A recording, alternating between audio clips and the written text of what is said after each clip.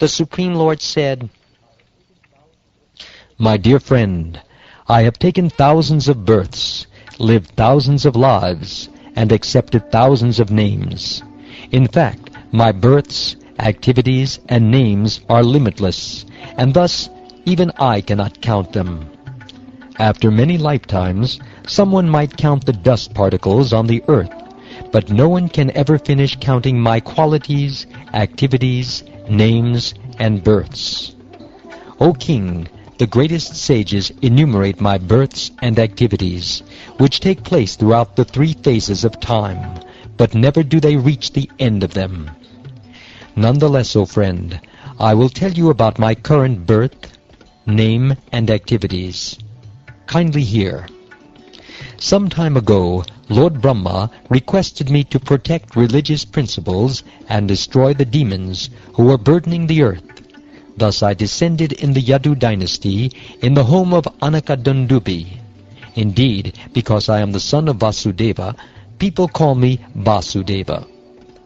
I have killed Kalanimi, reborn as Kamsa, as well as Pralamba and other enemies of the pious. And now, O King, this barbarian has been burnt to ashes by your piercing glance. Since in the past you repeatedly prayed to me, I have personally come to this cave to show you mercy, for I am affectionately inclined to my devotees. Now choose some benedictions from me, O saintly King. I will fulfill all your desires. One who has satisfied me need never again lament."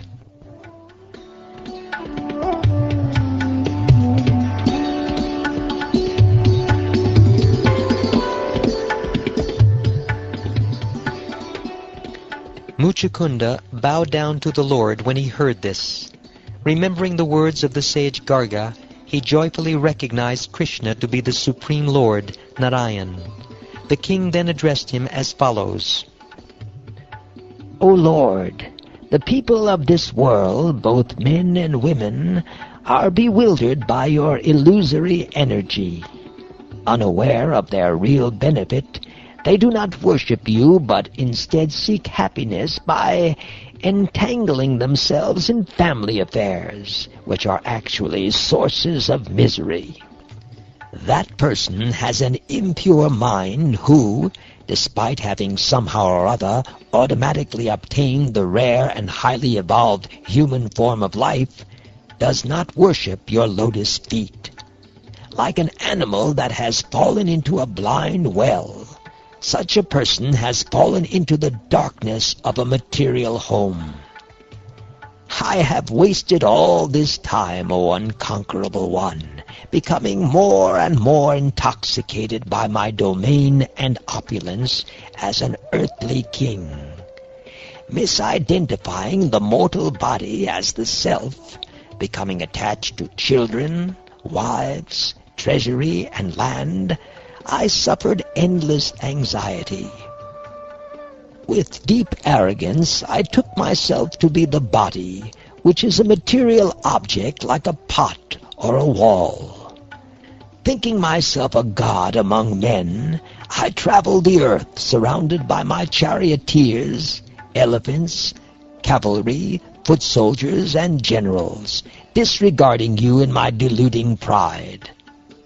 A man obsessed with thoughts of what he thinks needs to be done, intensely greedy, and delighting in sense enjoyment, is suddenly confronted by you, who are ever alert. Like a hungry snake licking its fangs before a mouse, you appear before him as death. The body that at first rides high on fierce elephants or chariots adorned with gold and is known by the name King is later, by your invincible power of time, called feces, worms, or ashes. Having conquered the entire circle of directions, and being thus free of conflict, a man sits on a splendid throne, receiving praise from leaders who were once his equals. But when he enters the women's chambers, where sex pleasure is found, He is led about like a pet animal, O Lord. A king who desires even greater power than he already has strictly performs his duties, carefully practicing austerity and foregoing sense enjoyment. But he whose urges are so rampant, thinking, I am independent and supreme, cannot attain happiness. When the material life of a wandering soul has ceased, O Achyuta, he may attain the association of your devotees, and when he associates with them, there awakens in him devotion unto you, who are the goal of the devotees and the Lord of all causes and their effects. My Lord, I think you have shown me mercy, since my attachment to my kingdom has spontaneously ceased. Such freedom is prayed for by saintly rulers of vast empires, who desire to enter the forest for a life of solitude. O all-powerful one, I desire no boon other than service to your lotus feet, the boon most eagerly sought by those free of material desire. O Hari, what enlightened person who worships you, the giver of liberation, would choose a boon that causes his own bondage? Therefore, O Lord, having put aside all objects of material desire, which are bound to the modes of passion, ignorance, and goodness, I am approaching you, the Supreme Personality of Godhead, for shelter. You are not covered by mundane designations.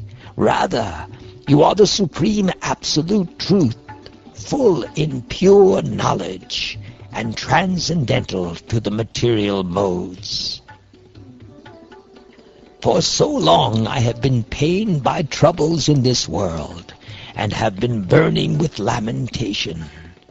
My 6 enemies are never satiated, and I can find no peace. Therefore, O giver of shelter, O Supreme Soul, please protect me. O Lord, in the midst of danger, I have by good fortune approached your lotus feet, which are the truth, and which thus make one fearless and free of sorrow. O Emperor, great ruler, your mind is pure and potent. Though I enticed you with benedictions, your mind was not overcome by material desires. Understand that I enticed you with benedictions just to prove that you would not be deceived. The intelligence of my unalloyed devotees is never diverted by material blessings. The minds of non-devotees who engage in such practices as pranayam are not fully cleansed of material desires.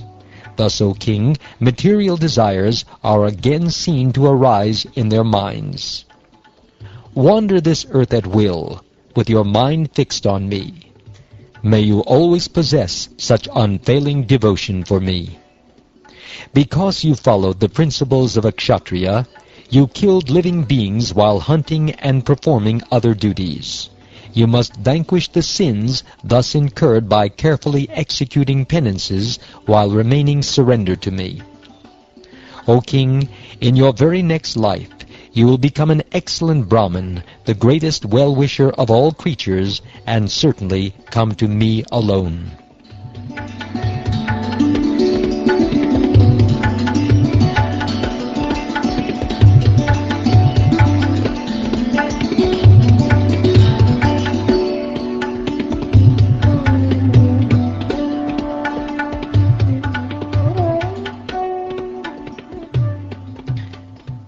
Thus ends the 51st chapter of the 10th canto of the Shrimad Bhagavatam, entitled The Deliverance of Muchukunda.